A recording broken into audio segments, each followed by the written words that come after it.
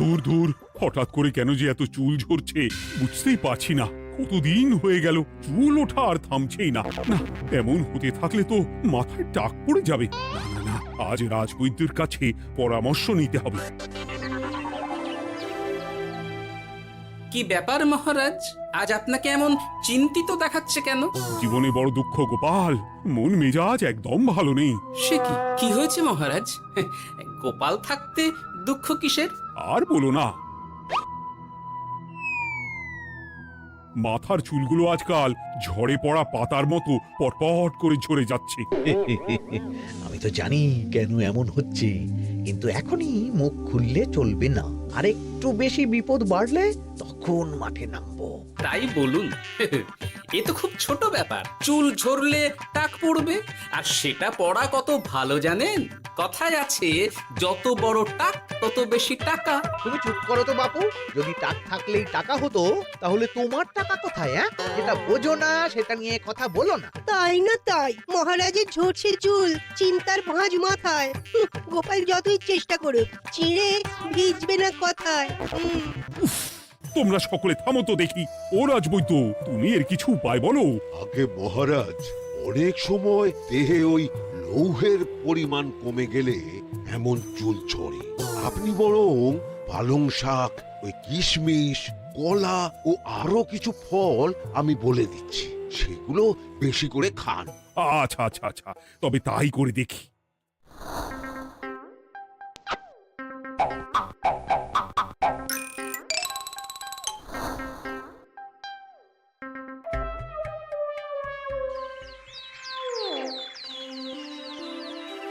ও রাজবৈদ্য, তোমার কথা মতো শাক পাতা ফলমূল সবই তো খেলাম, চুল ঝরা বন্ধ তো হলোই না। তো জানতামই এমন হবে। কিন্তু মহারাজ, এমনটা তো হওয়ার কথা নয়। কিন্তু হচ্ছে তো। আরে আমার সাধের চুল, কোথায় চলে গেলি সব? এর জন্য তুমি দায়ী, তুমি এর জন্য শাস্তি পাবে বৈদ্য। আমাকে আমাকে ক্ষমা করে দিন মহারাজ, এমনটা হবে এ তো আমি ভাবতেই পারিনি। কিছু মনে করবেন না মহারাজ, ছোট মুখে বড় কথা বলছি, কিন্তু সত্যি এখানে রাজবৈদ্যর কোনো দোষ নেই। ওকে শাস্তি দেওয়াটা ঠিক হবে না মহারাজ। দেখেছেন মহারাজ, গোপালের সাহসটা দেখেছেন? আপনার মুখের উপর কথা বলছে। তা বলি, তুমি যখন এতই বোঝো, তাহলে নিজেই একটা আস্ত লোহা খেয়ে দেখো না, তোমার মাথায় চুল গজাচ্ছে কিনা। ঠিকই আছে, এসব মূর্খের মতো কথা কেবল আপনার থেকেই আশা করা যায় মন্ত্রী মশাই। মহারাজ, আপনি বিচক্ষণ মানুষ, আমার শুধু অনুরোধ, আরেকবার ভেবে দেখবেন। ঠিক আছে, রাজবৈদ্যকে আমি শাস্তি দেব না, কিন্তু সকলের জন্য আমার একটা ঘোষণা আছে। কি ঘোষণা? আমার এই কঠিন সমস্যা যে দূর করে দিতে পারবে, তাকে আমি বিশেষ পুরস্কারে ভূষিত করব। এই তো পেয়েছি, এই সুযোগ কোনোভাবেই হাতছাড়া করা চলবে না। এবারের সমস্যাটা সত্যি বেশ কঠিন। কি করলে যে মহারাজের চুল পড়া বন্ধ হবে সেই উপায় মাথাতেই আসছে না। হঠাৎ করে কেন যে এমন হলো কে জানে।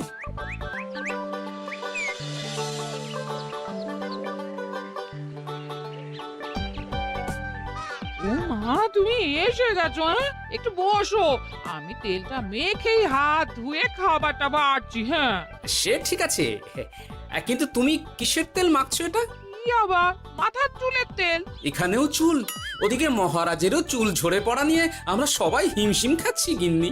আরে, মহারাজের অত সুন্দর কালো চুলগুলো ঝরে যাচ্ছে, এ তো ভারী দুঃখের কথা। সে আর বলতে। ওই জন্যই তো আমি বাবা মাথায় এই জড়িবুটি তেল মাখি। এতে চুলের গোড়া শক্ত করে, চুলকে ভালো রাখে, নতুন চুল গজায় সব। হ্যাঁ। কি কি বলে? নতুন চুলও গজায়? সত্যি? হ্যাঁ। বাহ, তাহলে আর চিন্তা কি। আমাকে এই তেলটা একটু দিতে পারবে গিন্নি? মহারাজকে দিয়ে আসি। উনি বলেছেন যে ওনার সমস্যা দূর করতে পারবে তাকে উনি পুরস্কার দেবেন। ওমা, এই তাই নাকি? এ তো দারুণ ব্যাপার গো। নাও নাও নাও, তেলখানা নিয়ে মহারাজকে কাল দিয়ে এসো তাহলে। আর জানিয়ে দিও, দিনে 2 বার কিন্তু তেল মাখতেই হবে। হ্যাঁ। আচ্ছা ঠিক আছে।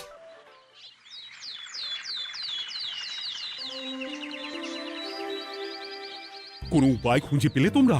আগে মহারাজ, আমি আপনার জন্য নকল চুল বানিয়ে এনেছি। যতদিন আপনার চুল পড়া বন্ধ না হচ্ছে ততদিন আপনি এটা পরে ব্যবহার করতে পারেন। সে তো বুঝলাম, কিন্তু নকল চুল তো আর আসল চুলে জায়গা নিতে পারবে না বিজ্ঞানী। আসল চুলের কথা ভেবে আমি আপনার জন্য কেশুত্তে পাতা এনেছি মহারাজ। আচ্ছা বেশ।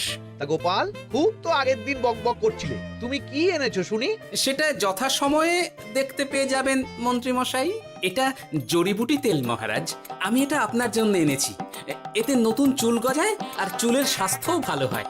আমার গিন্নিও ব্যবহার করে এটি, তবে দিনে দুবার করে মাখতে হবে, তাহলেই ভালো ফল পাবেন মহারাজ। বাবা, তাহলে তুমি কেন মাখো না? আচ্ছা, আপনার সমস্যাটা ঠিক কোথায় বলুন তো মন্ত্রী মশাই? মহারাজের জন্য কিছু আনলেও কথা শোনান, না আনলেও কথা শোনান। সত্যি তো মন্ত্রী, কেন তুমি সব সময় গোপালের পিছনে পড়ে থাকো বলো তো? এরা তো তাও সবাই কিছু না কিছু আমার কথা চিন্তা করে এনেছে, তুমি তো সেটাও করনি। না, আসলে মহারাজ, আমিও ভাবছিলাম আপনার কথা, কিন্তু থাক, বুঝেছি। আহ, দারুণ। তেলের গন্ধটাও খুব সুন্দর। গোপাল, তোমায় অনেক ধন্যবাদ। আশা করছি ব্যবহার করলে খুব ভালো ফল দেবে। একদম দেবেই মহারাজ। দূর বাবা, ভেবেছিলাম এক হলো আর এক। কোথা দিয়ে যে গোপালটা মাঝখান দিয়ে এসে নাক গলিয়ে ঢুকে পড়ে, খুব শক্ত পুরস্কার নেওয়ার। দেখাচ্ছি মজা।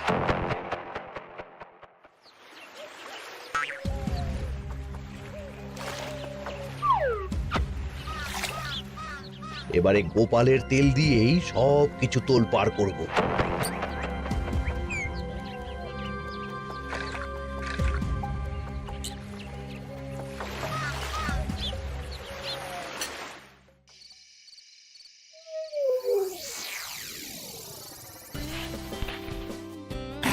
ব্যাস, হয়ে গেল দুবার মাখা। গোপাল বলেছিল এতেই ভালো ফল পাবো, কিন্তু এখন মাখার পর মাথাটা কেমন জ্বালা জ্বালা করছে মনে হচ্ছে। হয়তো নতুন চুল গজাবে বলে এমন হচ্ছে, কাল সকালে বোঝা যাবে। এতক্ষণে বোধ হয় ছোট ছোট চুল গজিয়েই গেছে। কি এটা চুল গজানোর তেল ছিল নাকি পড়ে যাওয়ার? হে ভগবান, যেটুকু বাকি ছিল সেটাও ঝরে পড়ে টাক পড়েই গেল। হ্যাঁ, গোপালই হলো যত নষ্টের গোড়া। আজ আসুক সভায়।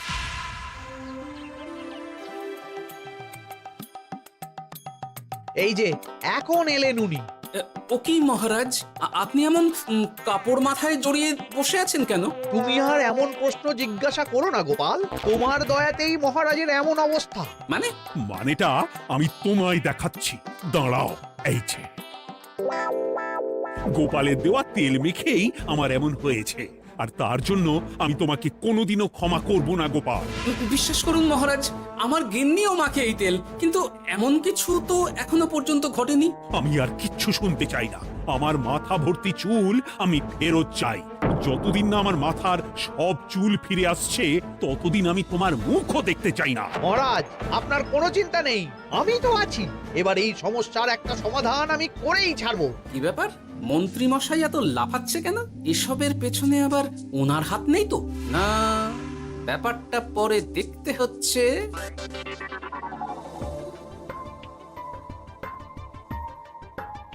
আমি বলি কি মহারাজ, এই সময়টা বরং আপনি নকল চুলটা মানে মানে পর চুলা ব্যবহার করুন। হ্যাঁ, অগত্যা, কিছু তো একটা গন্ডগোল আছেই। গিন্নিও তো রোজ মাথায় তেল মাখে, কই এমন তো হয় না। মন্ত্রী যদি কিছু করেও থাকে তাহলেও হাতে নাতে ধরবো কিভাবে? ও কি গো গোপাল দাদু, এখন এই সময় তুমি রাজসভা ছেড়ে এখানে? তোদের দাদু আর রাজসভায় যাবে না রে? কি বলছো গো? কেন? আর কেন, বিনা দোষে এমন শাস্তি। তোমায় শাস্তি দিয়েছে, তুমি শুধু বলো কে তোমার সাথে কি করেছে, বাকিটা আমরা বুঝে নিচ্ছি। আচ্ছা, আর বলছি কৃষ্ণনগরের মন্ত্রী মশাইয়ের বাড়িটা কোন দিকে একটু বলতে পারবেন? কৃষ্ণনগরে নতুন নাকি? আগে তো আপনাকে কখনো দেখেছি বলে মনে পড়ছে না। হ্যাঁ, আমি এখানে থাকি না, আমি এখানে আমার কাজে এসেছি, তাই মন্ত্রী মশাইয়ের বাড়ির ঠিকানাটা যদি একটু বলে দেন। নিশ্চয়ই, এ পথ দিয়ে সোজা চলে যান, তারপর কিছুটা ডান দিকে গেলেই পেয়ে যাবেন। আচ্ছা, অনেক ধন্যবাদ। ভিন গাঁয়ের লোক মন্ত্রী মশাইয়ের বাড়িতে? ব্যাপারটা বেশ সন্দেহজনক লাগছে। এই এই উল্টে নেবলা, তোরা তোরা দুজন একটু আড়াল থেকে দেখতো লোকটা মন্ত্রী মশাইয়ের বাড়িতে ঠিক কি জন্য এসেছে, তারপর আমায় খবর দিস।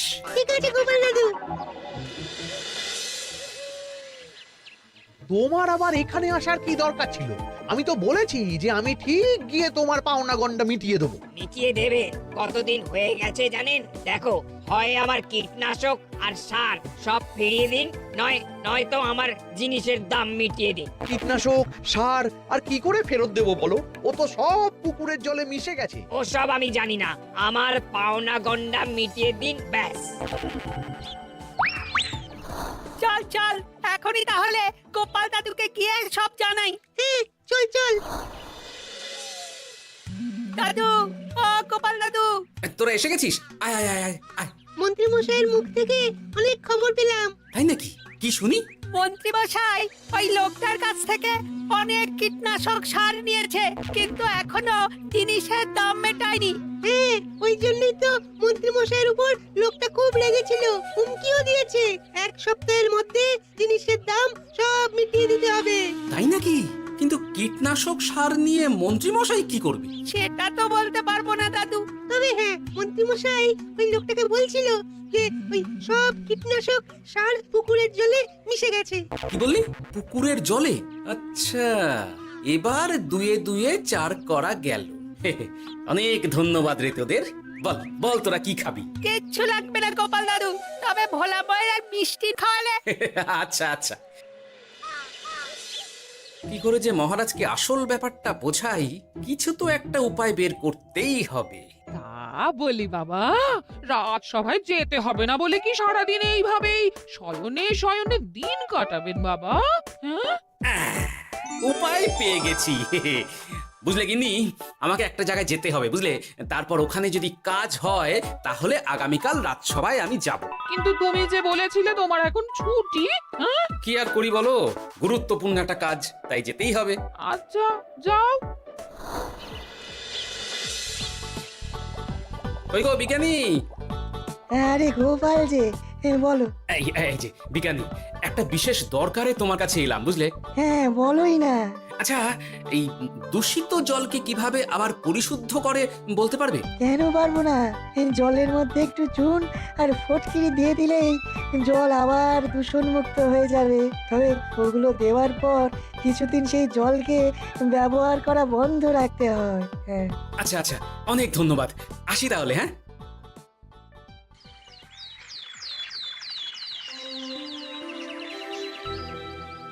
ছায়া পড়েছে, ছায়া পড়েছে। আমি বেশ বুঝতে পারছি তার ছায়া পড়েছে এখানে। কার ছায়া পড়েছে? আজকাল তোর মাথা থেকে অনেক চুল ঝরে পড়ছে, তাই না? আগে হ্যাঁ সাধু বাবা, আপনি একদম ঠিক কথা বলেছেন। ও বাবা, এই আবার কোথা থেকে উদয় হলো? আরে আমি একা গিয়ে সেই স্নানের পুকুর পরিদর্শন করতে চাই। যথা আজ্ঞা বাবা।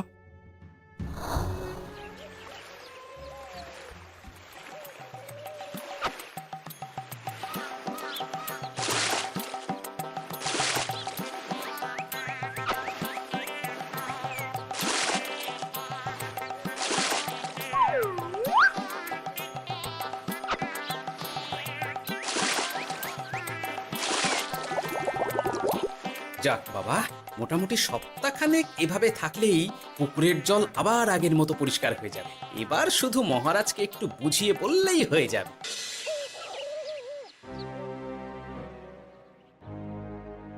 কি বুঝলেন সাধু বাবা? আমার অনুমানটাই ঠিক ছিল। পুকুরের জলে কালো ছায়া পড়েছে, কুদৃষ্টি পড়েছে, তাই এমন হচ্ছে। সে কি? কি কালো ছায়া? যত সব বাজে কথা। জল দূষণ করলাম আমি, আর দোষ পড়ছে কালো ছায়ার উপর। তাহলে এখন কি হবে? চিন্তার কোনো কারণ নেই।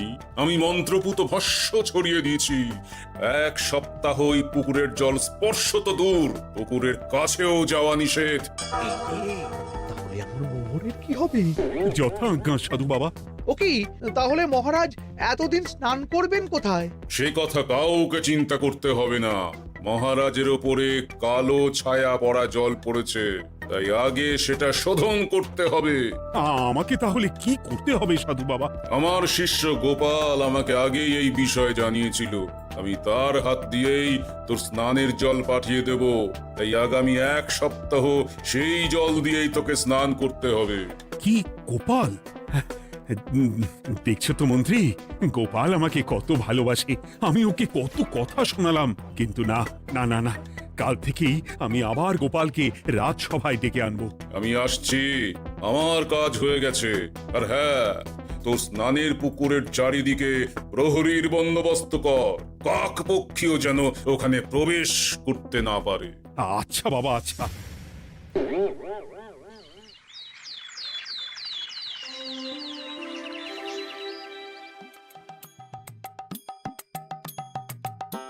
গোপাল, তোমাকে আবার এখানে দেখতে পেয়ে আমার খুব ভালো লাগছে। তোমার গুরুদেব গতকাল এসেছিলেন, কিছু মনে করো না, না বুঝেই তোমাকে অনেক কথা শুনিয়েছি।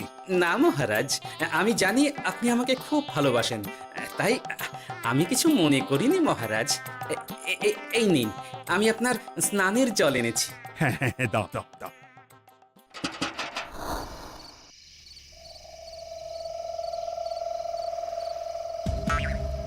ও বাবা, পুকুরের কাছে যে গিয়ে দেখবো সে উপায় নেই। চারপাশে প্রহরীতে ভর্তি, তাও কি সত্যি সত্যি কালো ছায়া পড়েছে? ভালোই হলো, পাওনাদারকে বলে দেবো কীটনাশকটা জালি ছিল। হি হি।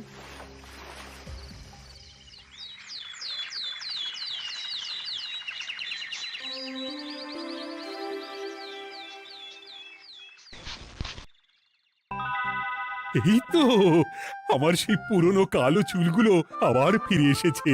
আহা, কি যে আনন্দ হচ্ছে দেখে। আজ 1 সপ্তাহ সম্পূর্ণ হলো। গোপালের জন্য আমার স্নানের পুকুর থেকে কালো ছায়া দূর হয়েছে। আমাকে এই সমস্যা থেকে দূর করার জন্য আমি গোপালকে 100টি মোহর উপহার দিতে চাই। ধন্যবাদ মহারাজ। দূর, আমার আর ভালো লাগে না, সব সময় গোপালই মোহর পায়। এটা তো আমার পাওয়ার কথা ছিল। এদিকে আজকে পাওনাদারও আসবে।